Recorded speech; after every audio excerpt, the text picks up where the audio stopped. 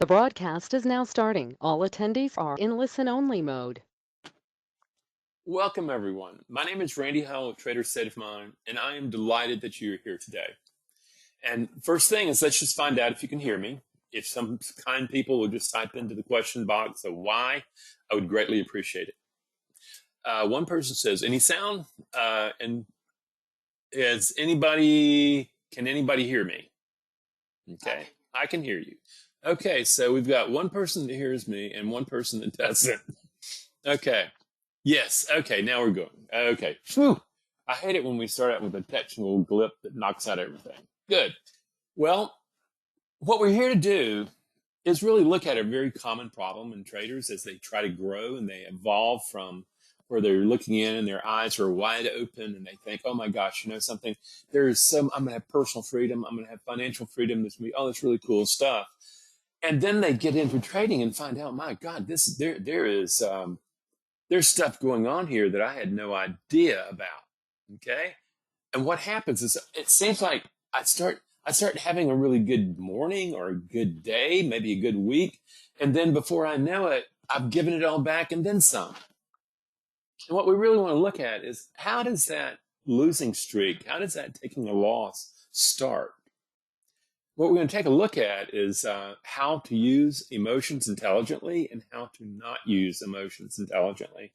And the last thing is I hold questions toward the end, but I encourage you to, if you have questions as we go along, go ahead and type them in because that will help me, and particularly at the end where I'm saying, okay, I'm finished and I'm ready for questions. And then it takes a while for people to start asking questions, and it would greatly help me out. Okay. So as you go along, let me know. So now we've really come to this thing and we're really going to say, you know something, how do I stop giving it all back? And what we recognize is something has happened. Okay. Something has happened that you've been winning and then you take some losses and you start giving it back and things just go crazy. Okay. Now we're on the burning bill. There we go. And out of that, we want to say, you know something, how did this happen? You know that the losses are going to come. You know all that stuff. Intellectually, you've got it. Your thinking brain has it. But it's so hard to take the loss, particularly after you've been doing really well. And all of a sudden, you start giving it back. And there's almost like a panic there. Oh, my God, I got to get that money back. Man, I was up riding so good. And the question is, how did that happen? How did you get sucker punched? How did you start trading well? Then all of a sudden you didn't see the gremlin come in, take away the trading mind, and all of a sudden you take a loss and another loss and another loss, and then you're revenge trading, and before you know it, it all blows up and you've given it all back. So here's the deal.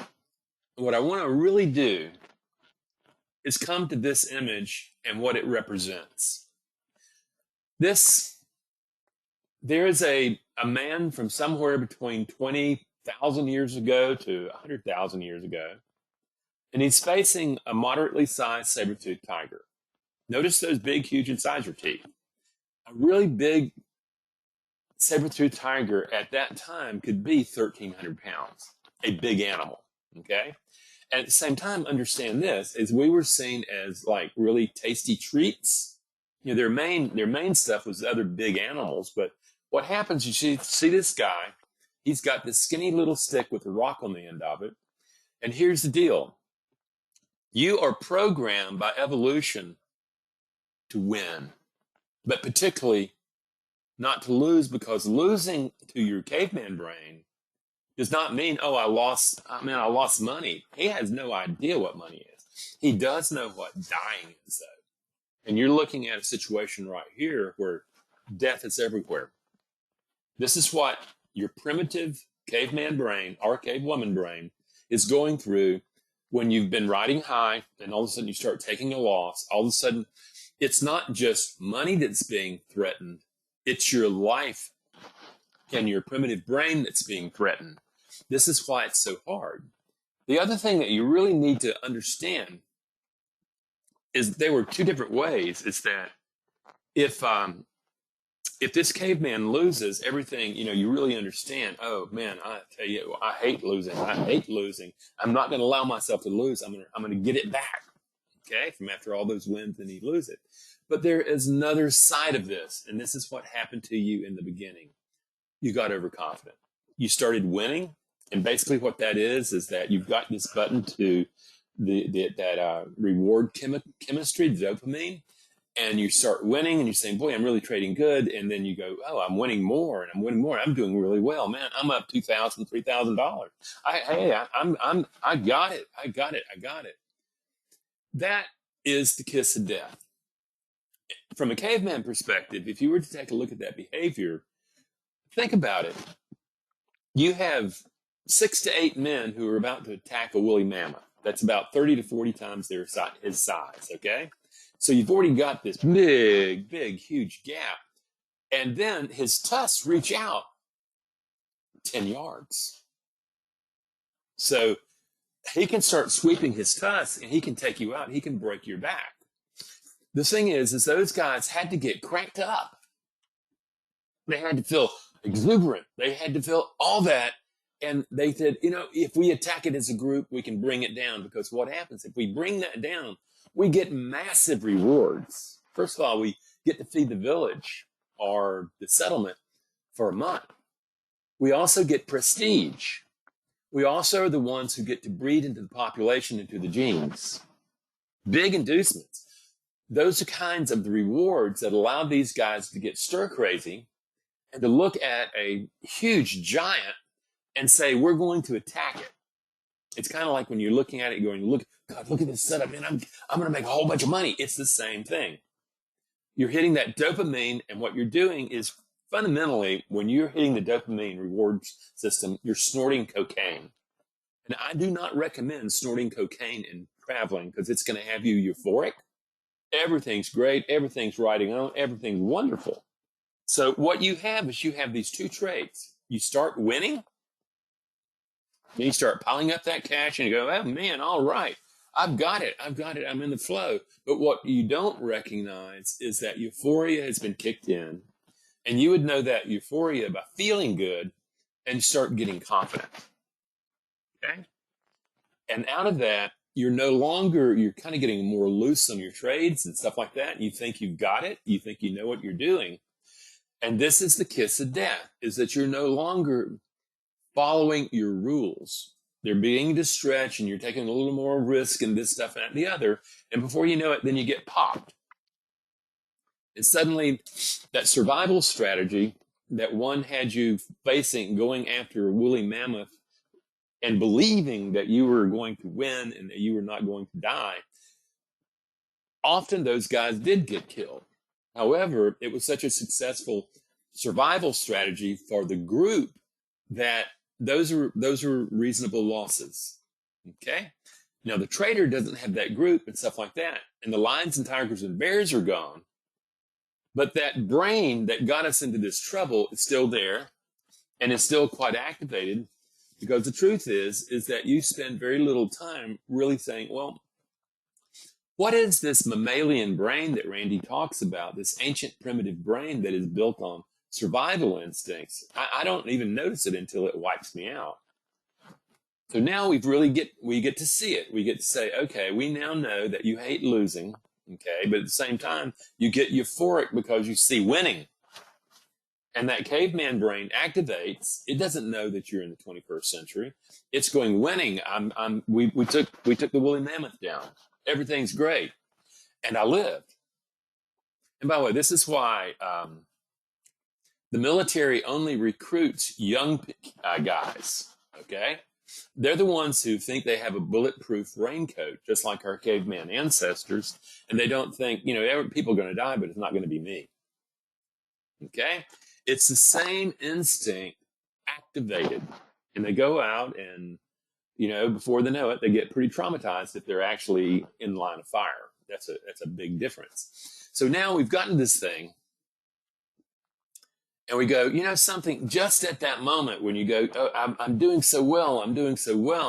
And suddenly, whatever happens, you've gotten a little looped. You didn't even see that you got looped. And all of a sudden, the storm starts.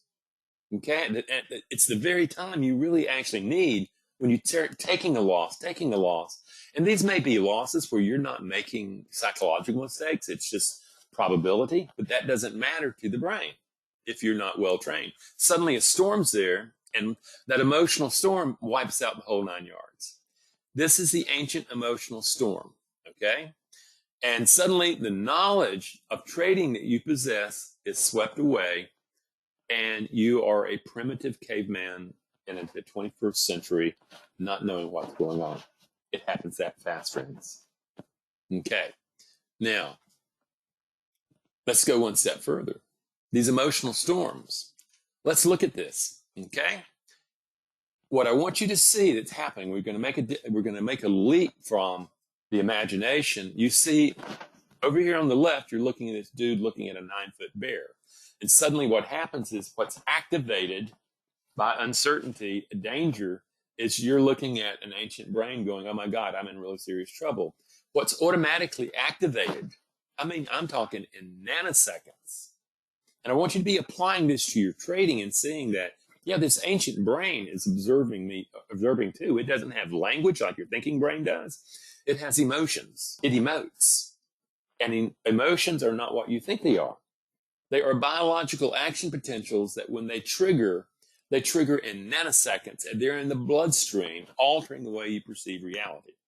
And anytime that there is a change in status in your charts, by definition, there is a change in the emotional response you're having to that. So you've got it. Then you get the emotional storm, it fires, and suddenly what happens is that instinctual fight-flight syndrome fires because it is bypassing thinking. And all of a sudden you're doing the dumb, stupid things and you're going crazy. And all of a sudden you look at it. And I used to be doing so good when I was getting so feeling good and all that stuff. I could really see the future. And all of a sudden I start taking losses and I can't stop. And all of a sudden it blows everything up. That is kind of pictorially what happens. You have a guy looking at a threat or what's perceived as a threat, but we're looking at things that are not threatening biologically. But our primitive brain doesn't look at it and say, oh, well, that's only money. It's not life. To it is life. So you're looking at this and you're going, well, wow, this is crazy. And now what I want you to notice is you see that chimpanzee and Homo erectus up there right at the tail end of the gate here. What I want you to understand is that you carry the mammalian brain from them 6, 7, 8, 9, 10 million years ago, even though you're sitting in front of a computer. You still got that with you, okay? And the question is, it lives its potential and it's activated by change.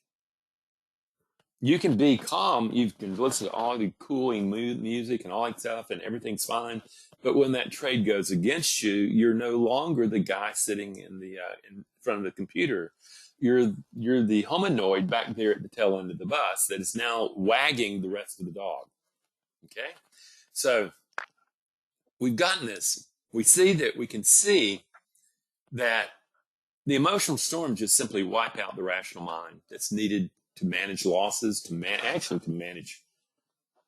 To be honest with you, a lot of people, what they have to learn to do is fear is not the only game in town. Everybody would say, Randy, look, if you can just teach me how to manage my fear better, I will be so happy. They learn to do that, and then they find the next demon on the road, and overconfidence. And all of a sudden, it does as horrible things to the mind, but in a positive appearing way that fear does. So now we've got those little critters from our ancient ancestry sitting right in our brain, and we do not see it. The problem here is that the neocortex, the thinking brain, grew out of the emotional brain, that mammalian brain. And it's kind of like a tumor. It just grew and grew and grew. And as it grew, this intricate communication system is going from the old ancient brain into the new brain, the thinking brain. Okay? However, the thinking brain is not laying down communication tracks back into the old brain.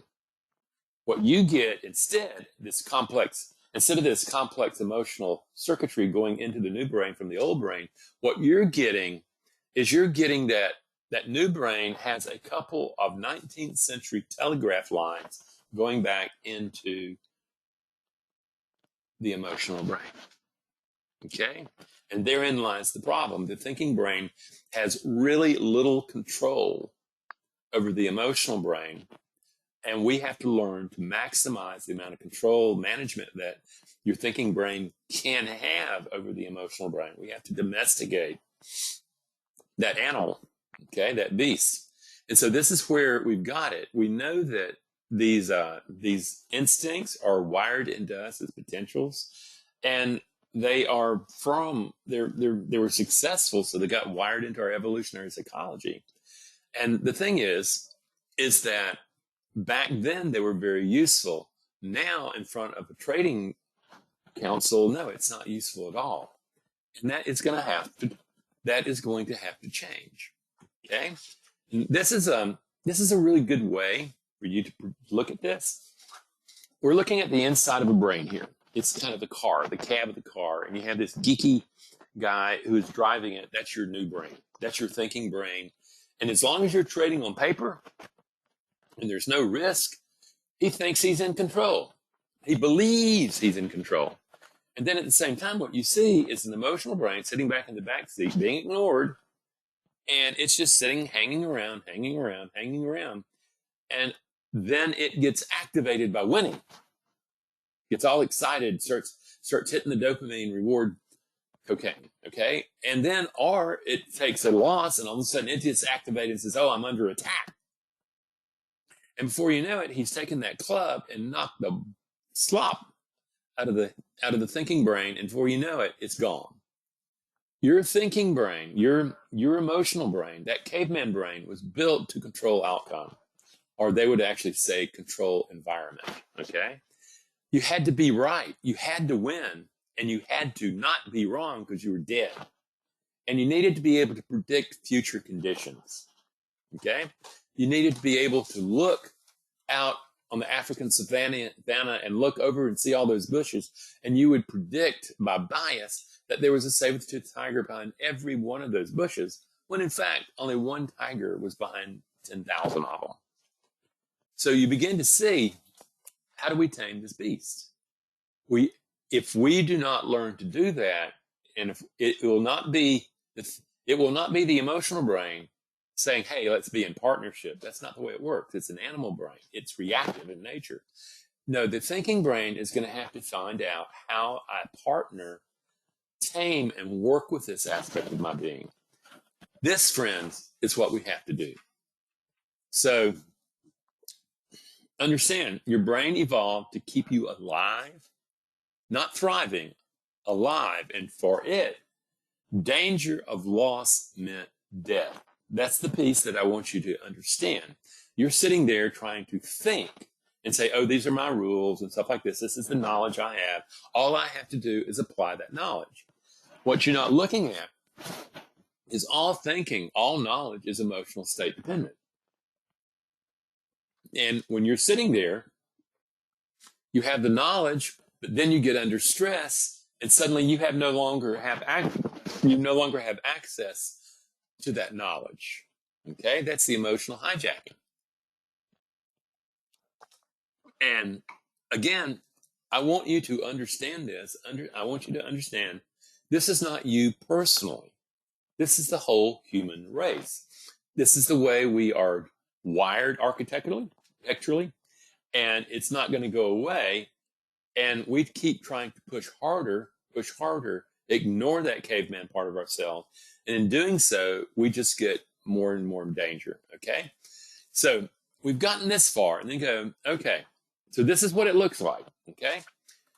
There's a cue. There's an activating event that, and we're going to say, now there's several cues. There's activating events. You start winning, you start accumulating cash. Okay. And what happens is suddenly you feel as though that you can control uncertainty, and that there is no confusion. You feel powerful. And what happens is you have that more of that aggression to go further. Then somewhere along the line, maybe at lunchtime when you get away from the computer and you come back, your mind's all cranked up to make more money. And then you get in, and what happens? The markets are just doing what they're doing. And all of a sudden, you're in a trade, there's an activation. This time, all of a sudden it activates to like, oh my God, I took a loss. And then all of a sudden uncertainty comes up, and the confusion about your ability to manage uncertainty is called into question. Oh my God, am I going to lose all this? Did I really do that? And you start feeling vulnerable. Okay. Oh my gosh, and the brain hates vulnerability. It will do anything to get out of vulnerability. That produces the confusion. And all of a sudden, there's a jump. It jumps to fight, flight. And all of a sudden, you see that big, huge red glob called the new brain, the higher cortex? It's totally disabled. It's totally disabled. That little almond-shaped sliver of your brain down there, the amygdala, suddenly it takes over, and it's on fight, flight. And suddenly you are madly giving back everything that you had earned. Friends, that's how it happens. So the other thing is the brain also starts locking you in to seeing one potential world as the only one. And friends, this is lethal. What happens is you start saying, oh my God, it's going against me. Everything's going against me. The markets are after me. They're just not being good to me. What happened? How did I lose my mind? You lost your mind because you did not know how to manage the mind on uncertainty. We keep pretending there's going to be a world where everything is good, everything is fine, and there's a pot of coal at the end of the rainbow, and all we have to do is go get it. When in fact, the market is giving opportunities all the time. It is us who have to have the mind that can interpret those opportunities are not opportunities. And we tend to, if we've been winning and we're on euphoria, we tend to interpret all sorts of things as solid setups. Okay? But the thing is all thinking is emotional state dependent. The thinking you're looking to analyzing you're doing is being done from either something like scared money or this just exuberant mindset. Okay. And you're not seeing the world you need to see. You're seeing a world based on those emotions. And friends, this is where you get locked in. You don't know what's happening. And you're going, how do I get out of this? I don't even see what's wrong. Okay. A very common thing. Understand that your thinking brain grew out of your emotional brain, and very little circuitry going back into, very little circuitry is built in that thinking brain to come back and to control the response of the emotional brain. So you've got some work to do, friends, if you're going to be successful. And what I want to show you is a small graph that kind of allows you to see what really happens. Okay? And I'm going to take it both ways. First of all, down at the bottom left, what you're looking at emotional information. In this case, emotional stimuli are coming into the thalamus. Okay, that's a quick decision place of the brain. And it's making a quick decision about whether or not that information represents something dangerous or something opportunistic or just a regular thing. Let's say that it comes in and the immediate understanding is, boy, this is a great opportunity. We need to jump into it. All of a sudden you start jumping in compulsively into trades that aren't there. Okay. And you might also have I'm doing really well, I'm doing fine. But at some moment by hitting the dopamine so much, you get out of the mind that can trade effectively, and you come and you find out that one's gone. That's the opportunistic sector. The other part of the information, it can read it as danger to life. And all of a sudden this emergency vehicle is coming into the intersection, a traffic cop is stopping everything and letting that emergency vehicle go to whatever scene, whatever place its destination is. That is what's happening when it takes the short route, that's the low road, to the amygdala. Because what you want, and by the way, the information flows in 0.003 seconds between the thalamus to the amygdala. That's fight flight for us, okay? And it takes 0.25 seconds for that information to get to the thinking cortex. So you're already seeing that you're at a disadvantage. And then you're over there at the amygdala, and you also had this thing called the hippocampus over there on the right. What it's doing, it is sitting there and it is going, okay, I have a memory of this being a really good thing, winning all this money and stuff like that. That keeps the overconfidence going. Or that the memory might be of a traumatic time that you lost money, and all of a sudden, and it starts going against you, and you have memories that trigger and flood up, and all of a sudden, it hyperinflates the amygdala, and before you know it, you have an emotional response as cortisol and all the anger stuff and all the fear stuff coming in, obliterating your ability to use that fine brain that you've developed and invested in heavily. Friends, that's what's happening. Okay?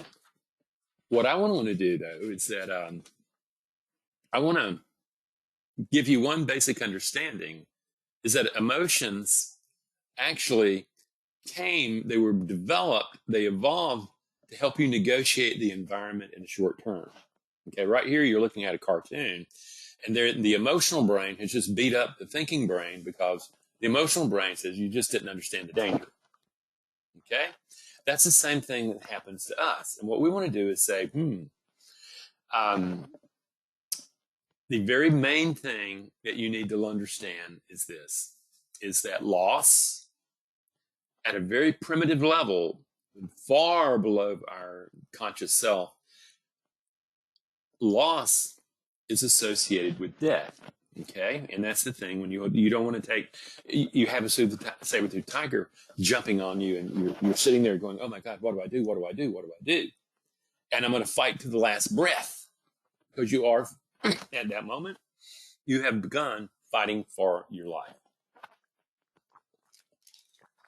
And what I also want to assure you is that a lot of times when I'm speaking with people, they will say, Randy, you are talking directly to me. This is exactly what's happening to me. What I want to let you know is it's happening to the human race.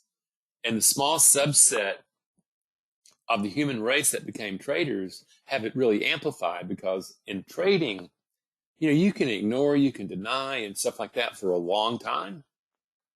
And in trading, you can't. Man, that P&L statement is going to show you how effective your beliefs are in any given moment for extracting more capital out of the markets than you're putting back in.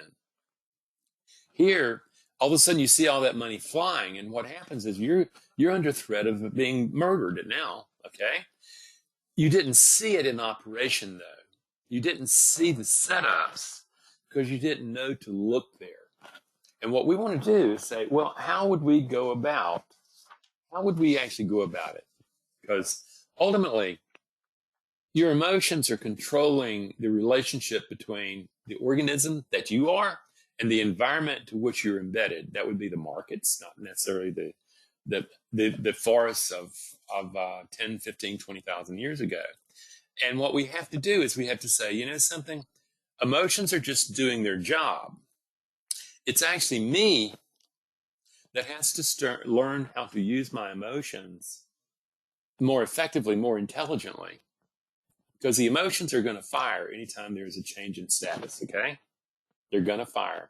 The only question is which ones. What we want to do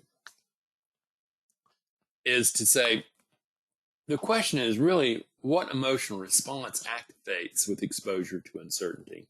The fight, flight for sure. But at the same time, another response is that of approach. That's the mind. That's the motivation that you want when your brain engages uncertainty. And it can be taught. It can be taught. And what you have to get past, is the notion of winning. Is that most people that I talk to have used affirmations, visualizations, positive self-talk, setting goals, working harder, NLP tricks, therapy, prosperity thinking, and they've just convinced themselves that mind over matter. And the truth is that I just haven't seen it work. And what I have seen work is to change the observer, and all of a sudden you see a different potential reality in front of you. That's what I want to take a look now, is let's redefine winning. Let's move from winning like, oh yeah, I make money. And if you happen to be one of those traders who say, I'm going to make money today, then you have already set yourself up for failure because you do not control whether or not you win or lose. You know, what I teach is that winning is only landing on the right side of probability, and losing is only landing on the wrong side of probability. It has nothing to do with you as a human being. So the deal is this. The moment, could you move back one slide, please?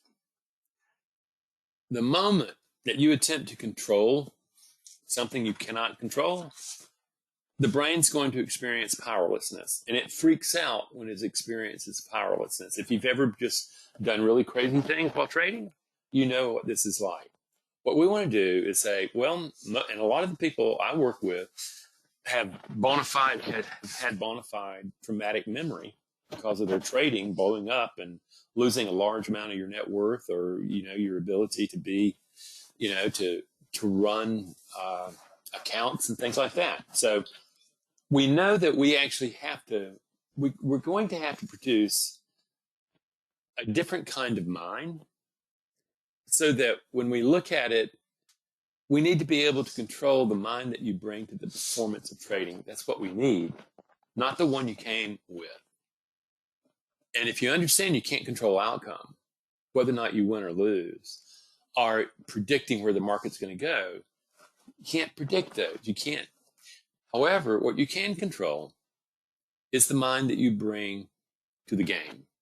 That is the edge, the psychological edge that you're going to need to drive your methodology edge. And what you really, truly need to understand is this. You do not see and then believe. What happens is you believe and then you see.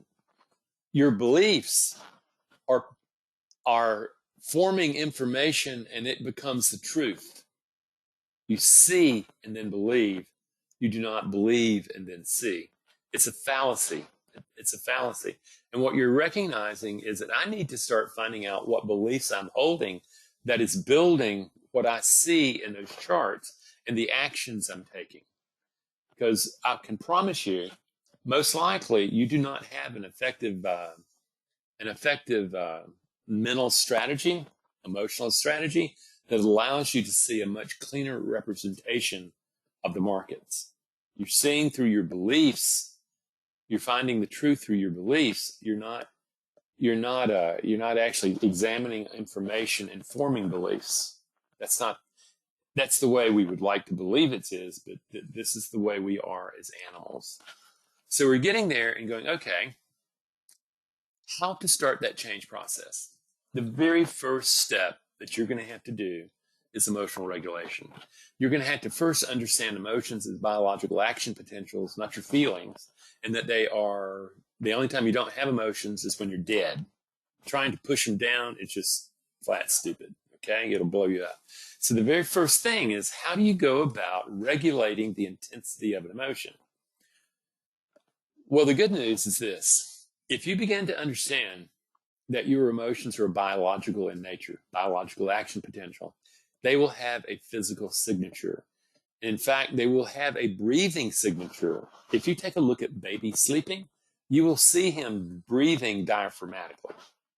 And then if you see a baby or you that is scared, you will see them with very shallow breathing high in the chest, and you're not getting any air at all into the abdomen, which means you're not bringing in enough air into the lobes of the lungs to be able to extract the oxygen that the brain needs to make really compelling decisions. So ultimately, when you're angry, you're holding your breath. When you're scared, you're either panting or holding your breath. That is the breathing signature of those emotions. If you disrupt that, that emotion cannot maintain itself. Okay? Even if you got all hopped and excited thinking there's this the greatest opportunity in the world's there, you need to jump in, this impulse thing, if you begin to breathe diaphragmatically, that will simply wane and go away. And then what you're looking, and you do this in the morning when you start trading, take your smartphone, videotape yourself trading, and I want you to spot the amount of tension in your face, in your jaws, in your necks, in your shoulders, And what you're looking at is an emotion that has already triggered. It is building up. It is getting you ready for fight, flight. By being able to manage the tension and letting it drain, drain, drain, and being able to pull air into belly, expanded chest, hold, release slowly. You keep doing that, and what happens is that you get calmer and calmer. And if, for those of you who are excitement junkies, this is bad news, but you're going to have to deal with that. So you're looking at a breathing style that can absolutely cut down on the way the emotion takes off and takes everything away. Okay? So that's the first one. And it just so happens if you were to work with me, before you get into my group course, we encourage you to have 2 or 3 weeks or more of learning the breathing system, because it's rote training. You have to retrain decades of poor breathing that leads you to easy hijackings, okay? And you're going to have to retrain that. It takes 3 or 4 weeks. In my individual courses, they have 3 weeks to train before they see me. And the first thing that I ask, have you been able to do this? Have you seen a change? And if people haven't done their work, I don't see much reason for us to continue, because this is the ground floor. And you're showing me that you're not ready to work. Other people have got this trained, and what they do is they go, Randy, this is amazing. I had no idea. So that's the first thing. The second thing, the second tool for change that you're going to need is you're going to need to be able to really, truly understand who you are. And to do that, you're going to have to produce what I would call mindfulness. You're going to have to develop an observer of the self who looks inside the door of the mind and starts looking in there. And all of a sudden, you're not taking it personally. I have a lot of people who say, I'm just really scared to work with Randy, because what if he finds something that I don't want him to see? Well, actually, what I already know is you're bringing a brain to trading that's not fit, that's not ready for the job. I already know that most likely you are getting your sense of mattering from making money. I know that your sense of worth is tied up to your net worth. I already know that there's a good chance after a while that you don't feel adequate for the job, and you keep working hard and hard, and you start second guessing yourself. So from there, it's one of those things where you look in and you want to go, well, I need to develop. The truth is that if you understand the brain as a community of rival emotional programs that are duking it out for the real estate of the brain, because they're going to take control of the potential of the self.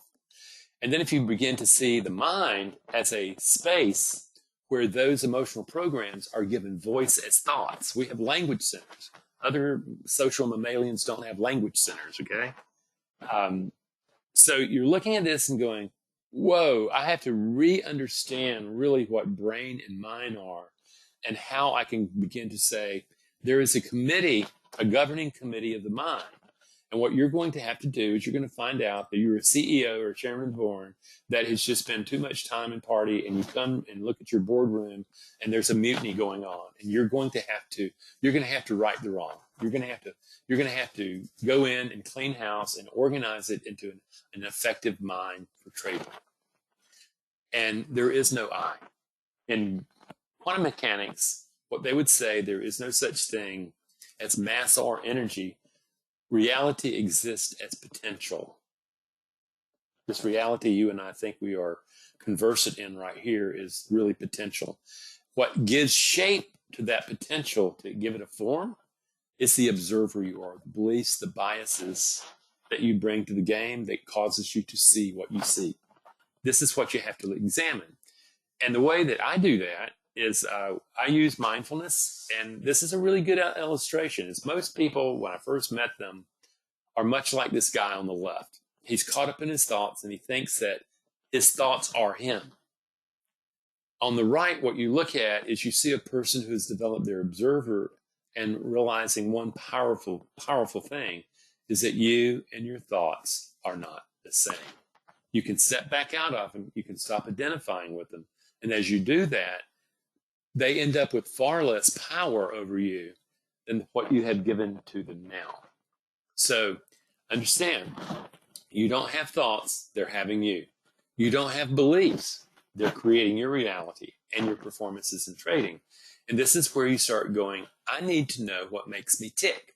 I need to start producing an observer so that I can begin to quit identifying with all these thoughts. And some of them are very destructive in their nature. You know, they, they, they don't really care. And what you're going to do is you're going to sit there as you develop this observer, you're going to start noticing that there's an inner commentary going on all the time. If you just stop back and listen, if you have a meditation practice, you know, when you try to be quiet, all these things show up and all like that, you're letting them go. But I actually teach something different. I want you to know what the thoughts are saying. Some have some are just, you know, idle thoughts running through the mind, but you'll find a lot of them are pretty negative, pretty negative. And what I'm interested in is this interface with something that I call the inner critic.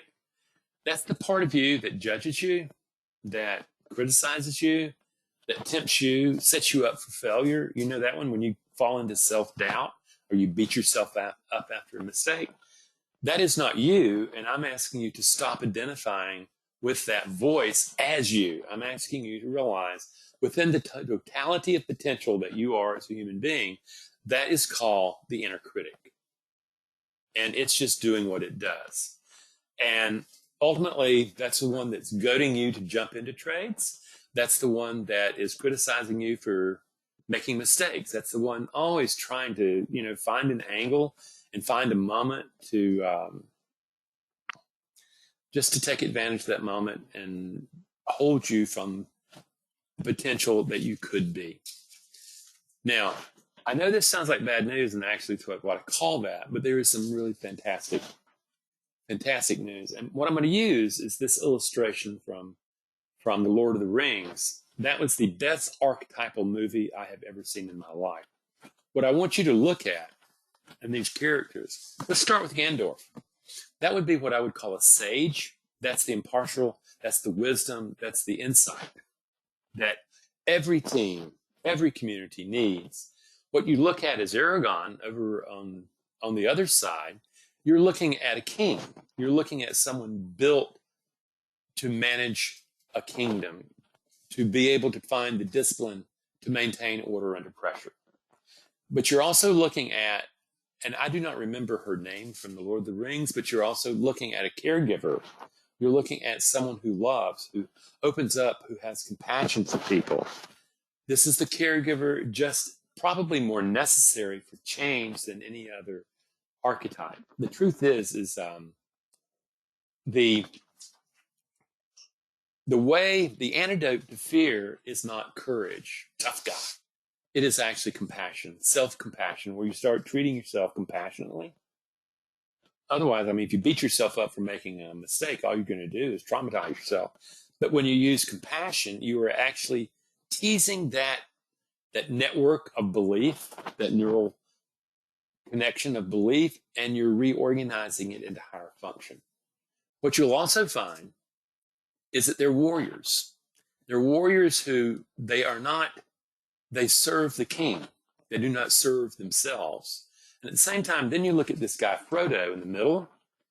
This is where all these internal struggles come together. He is holding the inner critic, the temptation of inner critic for destructiveness, and he has to be able to put it into a molten iron. And he falters. It keeps working with him. And his friend Sam gives him the strength to be able to move through that. What I want you to see is all these potentials live within you. What I'm teaching people is to find the discipline of the ruler. It's the most important emotion that you're going to have in trading. If you haven't got discipline, nothing's going to happen.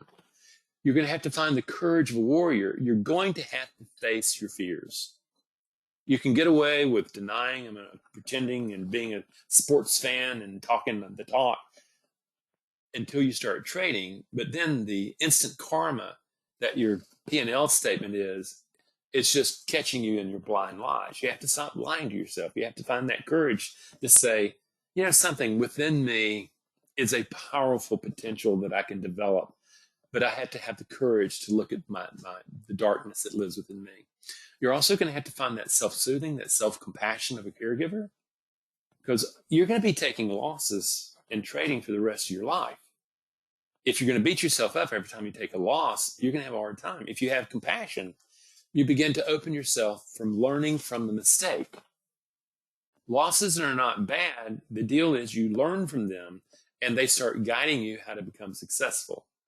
So out of that, you can build from these particular elements, you build an empowered self that ends up taking over the committee of the mind. That's the deal. It can be taught, friends. Now, I teach it through symbolic representation. I use also what would be called memory enrichment to be able to get at these and to be able to get you to see that they are there because they're in your genome.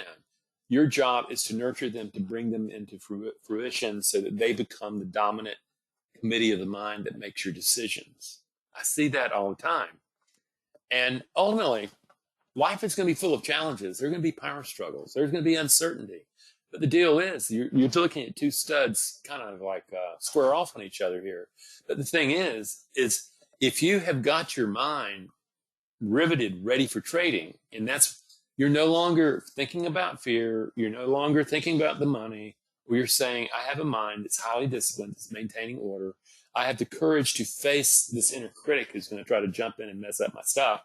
I also have this calming caregiver who can calm down this fearful part of myself. And when I do that all together, there is this sage-like quality that has really impartiality that starts making really great trading decisions in probability. This is something, again, this can be taught. And your brain, you can teach your brain to produce a mind. Okay? And one of the first things is you have to get past the whole notion of winning and losing. Again, winning is not about you. It's about probability. Most people think, I won. Ooh, ooh, ooh. No, what you did is you landed on the right side of probability relative to you. You take a loss, oh my God, that's really bad. No, it's not. That's where you learn. You say, well, something, if I review this trade, would I take this trade over again? This a valid setup. If you say, yeah, and I didn't really make any mistakes. This was just simply probability. Okay? And, traders regularly lose 40, 50, 60% of their trades. And so you have to get to become a really good one that understands losing as part of the growing experience of working in probability. So that's what you're doing.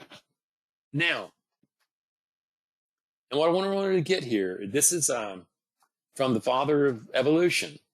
And I want you to hear his words. It is not the strongest of the species that survive, nor the most intelligent, but the one most responsive to change.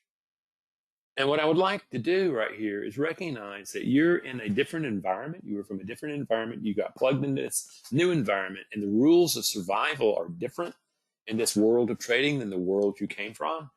And it is time for you to adapt. Okay? If you want to survive. It's about getting unstuck from limbic patterns that were adaptive at one time, but not in the probability-based world of trading. You can't force your will on the markets. Your brain will resist this kind of stuff. It wants to stick with the old comforting lie. The deal is you choose whether or not to become captain of your own destiny. You're doing that by pushing away the very things that you need to be working on about yourself. I have seen incredible courage and compassion from people when they recognize, oh my God, I got born into an environment where my brain got organized for me to survive. And then I grow up and I go into trading, and that brain that allowed me to survive in the culture and the family that I grew up in now becomes my poison. I need to change it. Nothing personal. And it's called, there is always a potential you that needs to be developed to meet the demands of living. And that's where we are, friends. That can happen. And so what I'm asking you to recognize is this. Is the brain mind that you brought to trading simply is not going to work for the demands of trading. And if it's different for you, God bless you. Okay? Most of us live with these blinders on that you're seeing over here on the left, and they will do they're so invested in their view of the world that they can't see the rest of the world that they could be. They want it, they want to win their way. And that's a good way to lose in trading.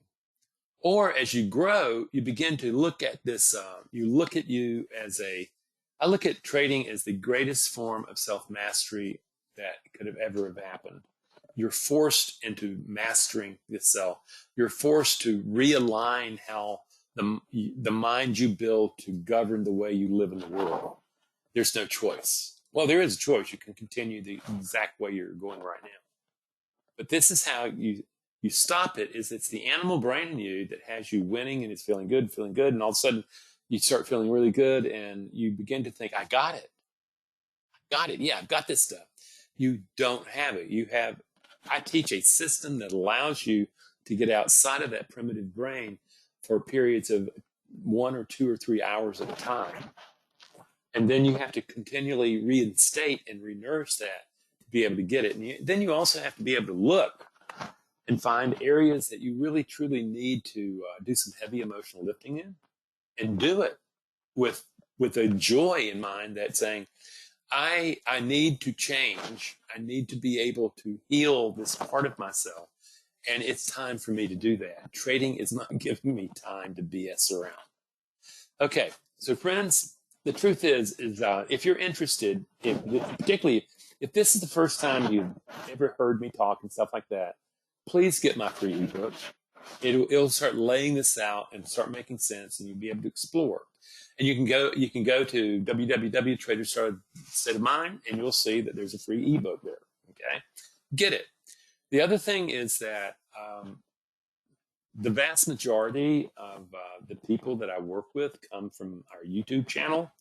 If you were to just type in Randy Howell to YouTube, you would have to get past the bass fisherman. There is a bass fisherman who has the name Randy Howell. But I'm the one with the trading psychology stuff. There are... He does.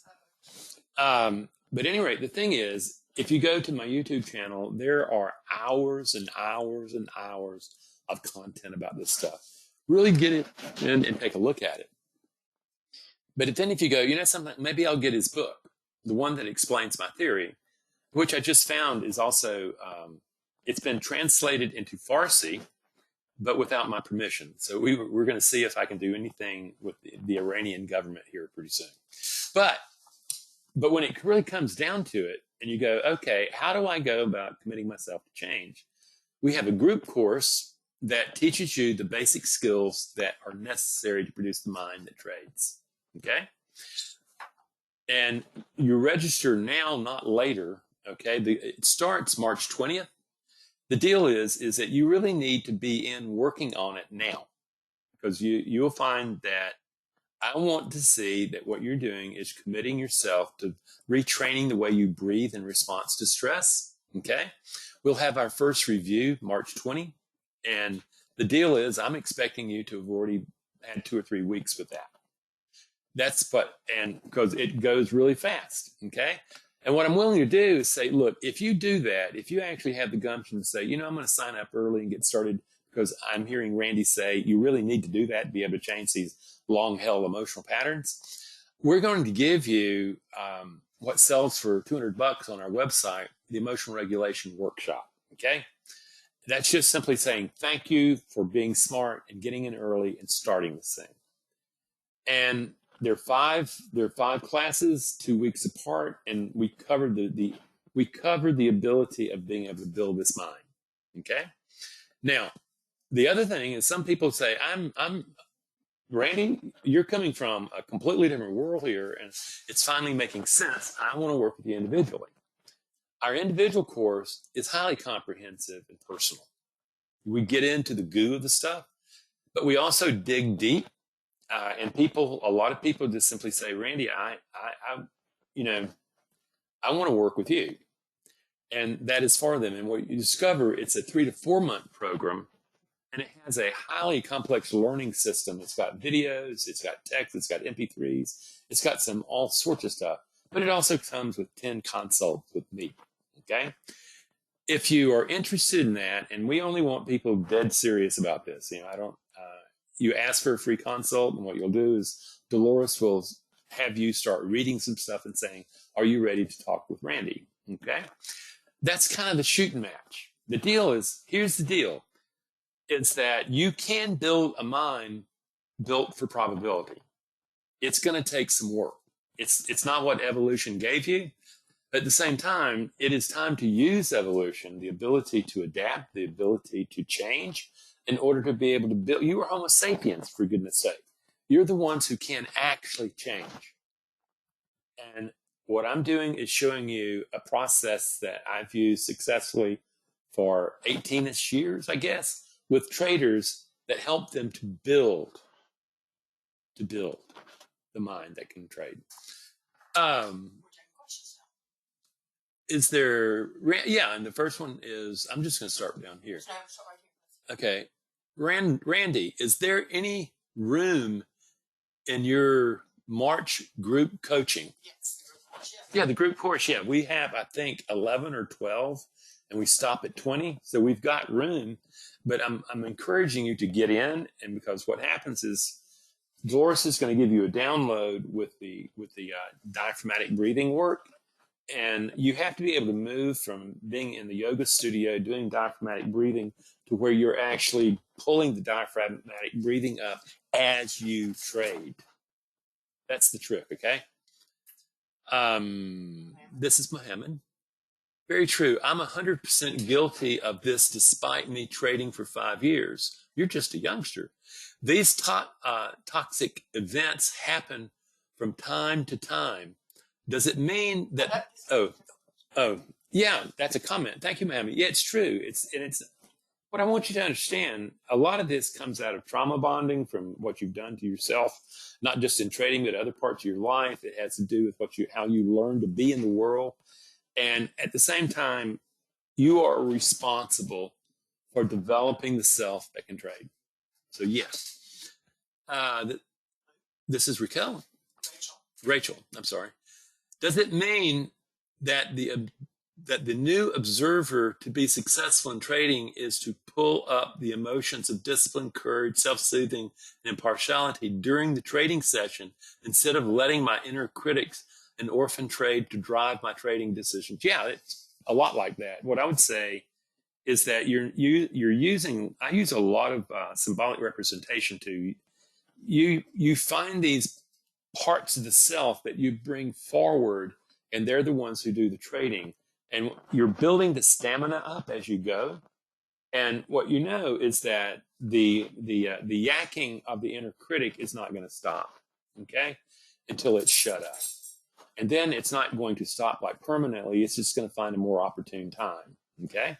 There's a saying that Thomas Jefferson had, is that the price of freedom is eternal vigilance. You learn that you really have to produce that mind, and you have to be vigilant about it. Here's Mike. Are you familiar with Mark Douglas? Of course I am. I've been reading one of his books, and several of his concepts align with yours. You two would make a great lineup. I don't want to do that. He's dead now, and he passed away. And I'll be honest with you, he's the only of the old teachers. He's really the only one that I have enormous respect for. He actually understood the problem, okay? And I personally don't believe he knew how to solve the problem very well, but he understood the problem, and for his time, he opened up a whole world for traders to look at and stuff like that. A lot of what you'll find about mine is I am emotional intelligence. I work from a neurobiological standpoint, okay? And I'm looking to be able to produce greater emotional intelligence, the use of emotions. And it just so happens that, I've taught anger management to violent prisoners. I have worked with PTSD for many years. And so a lot of my protocols, my work has been honed pretty well over the years. Zakaria. I'm really terrible with names, and I apologize. Is it a matter of time and practice until I am able to make diaphragmatic breathing to the trading room from the yoga studio, as you call it, or is there another missing component involved? Thank you. Yeah, diaphragmatic breathing and the emotional regulation of an emotion is not going to solve the problem. You're not going to get to the door of the mind unless you can regulate emotions. So that it starts with breath is enormously important. At the bottom of every emotional reaction is a belief about your ability to manage the uncertainty that you just engaged.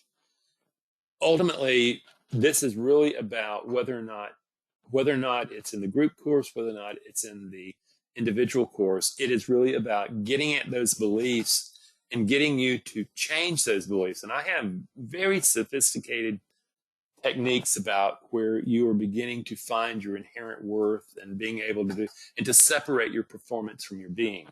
You've got to do that, but more than anything else, is you're going to have to learn to love yourself. Telma, okay. How would I deal with money, greed, and changing my emotional perceptions toward it? First of all, recognizing that you have money beliefs that are limiting you. The second is beginning to recognize that you probably also, if you're an alpha, what happens is that they trade to make money so that they matter. They want to matter. They want to have prestige. They want all that stuff. A lot of people are hooked into their comparing their self-worth with their net worth. And what happens is that that's a game that the trading gods are going to shoot you in the foot all day long with. You ultimately have to come to a moment. And other people, I work with other people who come out of poverty, and they not just have a poverty mindset, but they have a scarcity mindset of where they're scared they're going to be losing what they have. And these are things that I work with on a very deep level using what Carl Jung would call orphan, or what has also been called the inner child or wounded child. But it's that deeply childlike part of us that does not think, it emotes. And what happens is it needs to understand that it has value beyond money. And a lot of us have grown up in families and cultures where our value as a human being is coupled with money. And what happens if you're going to be successful in trading, you're going to have to decouple it, and you're going to have to recognize, the way I would look at it is I am conscious creation. Creation created me to be in relationship with it. And I am just, I come back, and that's the deepest ground of my being.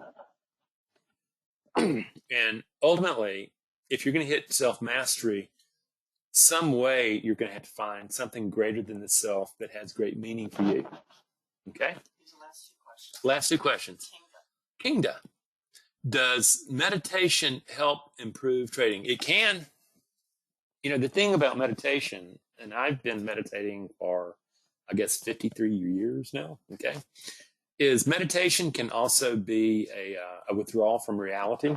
It can be actually a way of denying reality, but it also can allow you to separate from thought. Particularly mindfulness is that you begin to recognize that you are not those thoughts. And in the practices that I do, I am keenly interested in mindfulness, first and second order mindfulness, that allow you to separate from thought and not identify with it. That kind of meditation is especially useful in trading. Okay. Thank you so much. One last question. Should I save up more and get the individual course or a group course?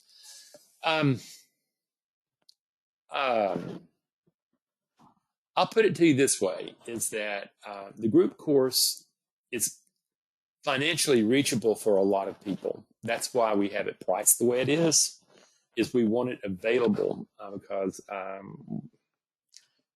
a lot of people find it to be a real stretch. And what I know is if you decide I'm going to save up for it, certainly I have people that do that. And I have great admiration for people who set a goal saying, I'm going to work with Randy. They save up the money and work with me. And, those are hard workers, and they're committed. And that's the kind of student that I like.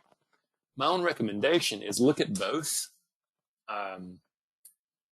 The way you reference that, the conversations you have about money is already telling me that you're going to have a really deep-seated set of beliefs about money that are going to have to be corrected. And I'll share with you. I know we're going over a little bit. This is important. I grew up in a family that lost generational wealth, the generation before me. And there was always a conversation amongst us Macmillans how the O'Connors had stolen the money and we're going to get it back. Now, what that ends up trading, what that really did for me is I grew up with a mindset about I had to get the money back. So I'd already produced conflict with myself about being able to generate wealth. I was looking for getting the money back, and I always had this thing where there was going to be a struggle.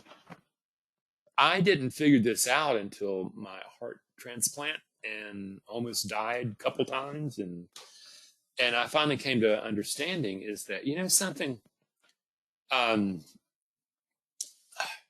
I don't know. I no longer see money as an expression of my worth, my mattering, my adequacy, my belonging, my sense of being lovable. I just simply look at money as a tool to build things. And it just so happens that I'm no longer struggling with trying to get the money back. And what happens is out of that, we've done very well. So to get at things like that, that's often the individual work. Okay. This is an important question, so just finish with this one. Okay, Tim, is this course worthwhile for a new trader of 6 months? That's a good question, Tim. I have, if you have come to the moment, I think that you need to be able to you need to be at least be semi-competent in being able to use your methodology, your rules, to be able to make money on paper. Okay? You need to show yourself and me that I can trade when there's no pressure. Until you can trade profitably with no pressure, I know that you don't know a system. And there is nothing worse than to try to learn a system and try to develop trading psychology. Okay, it's just crazy. I've worked with people who've been trading 6 months. They had a system. They knew that, and they were all over the place. They were trading live, and those guys like that, yeah, it's worth it. But the thing is, they were profitable on paper. That's the big deal. And then what we then know is that, okay, then it's a psychology problem. I can help with that. I can't help with training you for methodology. So I would really look at it and say, first of all, are you profitable on paper? If not, or if you are still bouncing around looking for a teacher or go to YouTube and picking all these things together and creating your own system, until you get to the moment of where you're successful on paper, no, there's no reason to contact me. Okay. When you get profitable on paper and then try to go and work your psychology when money is at risk and that old brain looks at it as you're trying to kill me, then yes, I'm very useful at that moment. But that's the way I would handle it. Okay, so friends, I want to thank you. I've had a great time. You're a great audience. You're one of the first audiences that already had questions for me, so it just flowed right through it. And what I truly want for each and every one of you is success in your life. And if that includes trading, then I want that to be part of your success, part of your ultimately for me, I think the success really comes from a deep sense of gratitude for being alive. Just having this gift that you are a Homo sapiens, you can actually go in and take your primitive animal brain and you can organize it into higher functioning. It is a gift that is beyond all understanding. And my hope is that you do that and you claim this gift and you just have one great life. Until then, happy trails to you. Take care. Bye-bye.